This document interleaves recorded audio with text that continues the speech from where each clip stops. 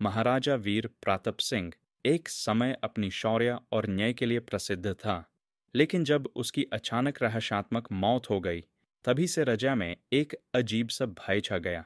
लोग कहने लगे कि उसकी मौत एक श्राप के कारण हुई, जो एक पुरानी कहानी से जुदा था।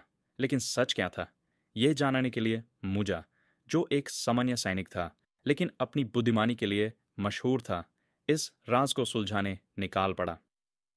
मूजा जैसे ही जांच शुरू करता है, यूं पता चलता है कि महाराजा वीर प्रताप सिंह की मौत एक अकस्मात घटना नहीं थी, बल्कि यह किसी की साजिश थी। मगर सबसे बड़ा झटका तब लगता है जब एक दिन रात के अंधेरे में वो राजा को जिंदा देखता है। राजा एक गुप्त महल में था, जिसमें सिर्फ कुछ विश्वसनीय लोग जा सकते थे। मूजा चुपके से देखने लगता है। उसे सुनाई देता है कि एक आदमी राजा से कह रहा है, आप अब भी जिंदा हैं, लेकिन आपको हमेशा छुपकर रहना होगा, वरना जो लोग आपको मारना चाहते हैं वो फिर से आपको खत्म कर देंगे।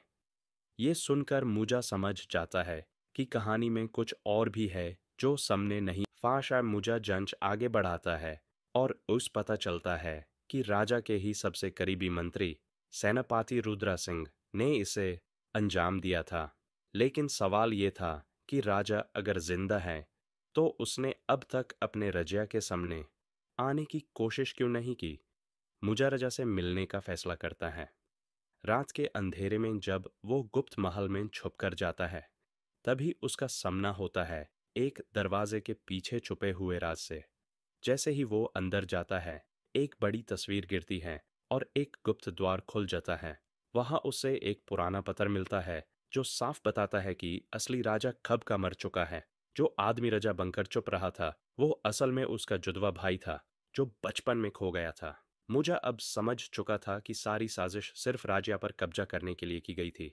लेकिन असली सवाल ये था कि अगर ये जुड़वा भाई है, तो क्या ये सच में रजिया का हकदार हो सकता है?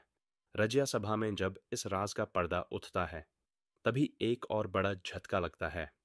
सेनापति रुद्रा सिंह सच बोलने लगता है। हाँ, हमने असली राजा को मार दिया था, लेकिन यह जो सामने खड़ा है, ये भी असली राजा ही है। क्योंकि वीर प्रताप सिंह और इसका भाई दोनों एक ही हैं, एक ही रूप के दो चेहरे। मूजा हैरान रह जाता है। सच क्या है, यह समझना मुश्किल था, लेकिन इतना जरूर था कि जो सामने था वही अब सूरजगढ़ का भविष्य तय करेगा।